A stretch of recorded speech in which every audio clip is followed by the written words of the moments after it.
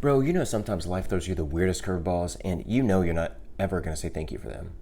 But if you want to learn how to find unexpected gratitude in everyday chaos, this episode is for you. What's up, warriors? I'm Zook, and I help Christian dads step into their purpose through podcasting by using their skills, their personality, and their love for the Lord to make an impact in this world. All right, now I'm going to share with you these 5 tips to help you find thankfulness in these unexpected moments. Let's go. Number 1 is that you need to look for the tiny wins in the mess, because honestly, they are hiding. So sometimes a bad day has tiny moments worth celebrating, like a silly little laugh or a silly victory or a small victory you didn't expect. I'm telling you, and if you really want to have a fun little laugh on your way to work, don't listen to music and just watch other people, other drivers around you, man. Their reactions and stuff will make you laugh. And remember, these little wins can change your mood and your mindset. And also use gratitude more. Like if you're at, I don't know, a big intersection and you see somebody's really trying to go, stop your car, let them go, and then move on. It's interesting how good that'll make you feel just by doing that little gesture, or even start waving at people. I've tried this and it's been really helpful for me. There are many things that I have done throughout my day as a delivery driver. I used to live in the country where I had been bit by dogs several times. So I was just way more cautious, and I would definitely make it a big, even if it was a small win, I would still make it a win if I wasn't bit when I went home that day. And now it's going to lead us to step 2, which is use humor as a shield and a gift, because maybe your humor can actually help somebody else laugh as well, even though you're trying to amuse yourself. I get that a lot. Like, people aren't really laughing with me. I think laughing at me most of the time, but it is what it is. Laughing at yourself or a tough situation helps you handle stress better. Humor can open up your heart to see blessings, even in hard moments. This helps with a positive mindset as well. When you're a dad, you will, or you have already had these moments where your kids don't really listen to you. Sometimes you just want to pick them up and just throw. No, I'm kidding. That's child abuse, and that's horrible stuff. But sometimes, when you tell them not to do 50 things a day, and they still do those 50 things you tell them not to do. And it's one thing too. You tell them 50 times not to do it, and it just gets so frustrating. But it's just part of being a good and present father, and showing them, and also explaining. Definitely, you might have explained to them several different ways why they shouldn't do it. And I know my oldest right now, he's going to be starting school in the fall, and it's going to be scary.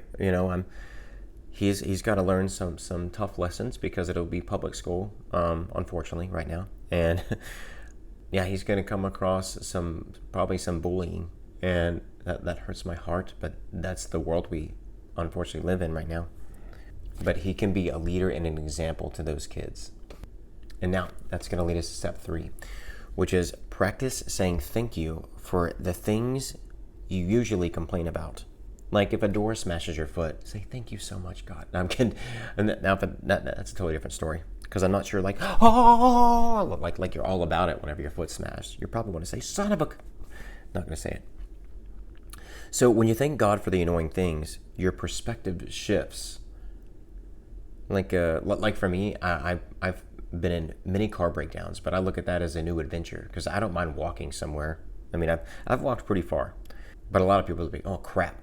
But in the moment, I wasn't on my way to work or anything, so I enjoyed the adventure. Gratitude literally rewires your brain for positivity and having a peaceful mindset, or headspace as I like to call it. Remember this: gratitude for a new day, when you're at least 6 feet above the ground, is something to be thankful for. Now, I remember when I wrecked my car many years ago, I only had liability on it and didn't have enough money to buy another one. So I ended up having to use a roommate's bike. It was a girl bike. And I biked that sucker all around town between both of my jobs, 60 plus miles a week.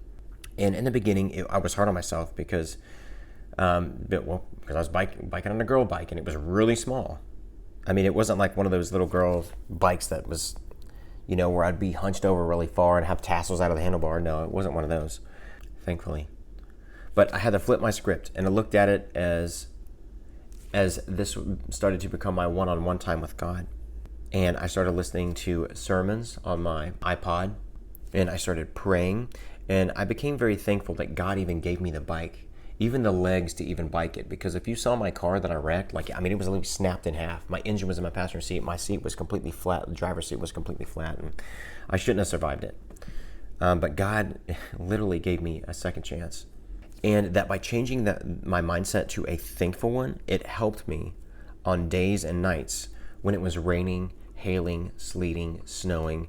And one moment I wasn't proud of, I was biking during a tornado. I had no idea there was a tornado near me, but found out later that there was. I still stayed positive through all that. And now this is going to lead us to step 4, which is remember that God's plans sometimes come wrapped in a lot of surprising ways. What looks like a disaster may be God's way of redirecting you or teaching you patience. Trust that something good can come from the unexpected. About 16 or no, probably about like 20 years ago at this point, my sister was moving out to California, and I thought it would be a fun new adventure in my life, but something deep within me was screaming that that would be a really bad idea for me. And it ended up not working out because of my drinking and a driving accident. It ended up leaving me like stranded here, and I didn't have family to rely on, nothing against them, but I just didn't have the finances to help get me back on my feet, so I had to work from the ground up. I eventually became a Christian. I found my wife, and we've had 2 amazing kids. But I still want to be super transparent with you, bro. It was not an easy process. Things worth having take time to build, and there's still there's life that happens in between that. There are life situations that come up and things like that, and it was a huge process, and God has already used me to help other men and other people in this area as well. So God can use you with where you're at and the skills and things you have there. And now this is going to lead to step 5, which is surround yourself with people who remind you to be thankful and laugh. So having friends or family who bring joy can lift your spirits quickly. Positivity is contagious, and sharing laughs build stronger relationships. Now, I want to compare, just really quickly, Amazon reviews to positivity, because there can be 1,000 good reviews and you'll come across one bad one that probably won't even be related to the item. It'll just be related to the packaging. But that one bad review will make you think something different about the product you're wanting to buy. And it's unfortunate that's too is how our brain works. But our mind, not just our brain, but our mind is so freaking powerful. God did a really good job on it. But at a young age, mainly through trauma, we create and how we're raised and how we grow up. We kind of mimic our but we do mimic our surroundings. So you need to think about that sometimes, and you might need to have some quiet times and start to journal and write down some of these things that might have stemmed from childhood. Counseling, I would recommend going to a Christian counselor. Why not a normal counselor? Well, because they don't have the same foundation, so they're going to view things differently. Now I want to share this with you. So I've had many friends over the years, and they have helped me through some really tough mental blocks that I have been having. And sometimes I often feel like I'm on a freaking hamster wheel of life, or I felt like I have been dealt a bad hand of cards. But when I have my bros help reel me back in, they really help set things straight for me. And it's good to share some laughs and reflect on some funny moments, while also moments where you can learn things. Like I've got 2 that come to mind. One was you should not bike on your local greenway at night because there might be a cop on a gator going like 40 miles an hour when you're only going like maybe 10. And they might scare the crap out of you.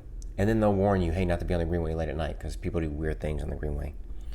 Another one was my buddy who just got married. It was a small wedding in a house, so everything was already like close together and things like that. And as they were walking out, everybody threw their hands up. And buddy dropped down and went, poosh, gave me the best nut shot in history. In the moment, looking past all the pain and stuff like that, I still felt honored to donate the twins to that cause. And now I claim to be the nutshot champion of when was this? Maybe 2018 or so. I don't remember, but it's been a while. All right, bro. Now I want to end on that positive note. So, bro, I want you to remember this: finding thankfulness in the weird, messy moments isn't always about the hard stuff. It is about choosing to find God's hand and humor in the chaos. Now, if you want more tips on living in your purpose, hit that subscribe button. And until then, I want you to go out there and have a great day, because God made this day for you. See you, bro.